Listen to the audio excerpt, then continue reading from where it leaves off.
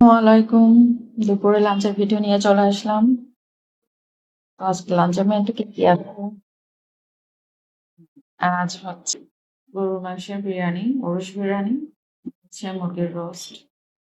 আলহামদুলিল্লাহ, হচ্ছে আমার আজকের রিজিক। আমি মাংস একটু কম খাই। মাংস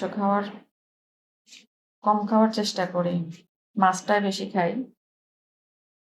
আমাকে বারবার হাত ধুতে হয়। আমার এক শুচি বায়ু এত হাত ধুতে হয়, কি করবো? শুচি বায়ু।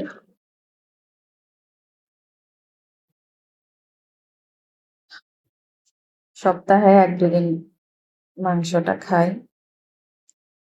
এটা হচ্ছে মুরগির রোস্ট। আলহামদুলিল্লাহ, এই হচ্ছে আমার আজকের দুপুরের মেনু। তো ভিডিওটি যদি ভালো লাগে লাইক এবং শেয়ার এবং কমেন্টস করবেন। আসসালামু আলাইকুম।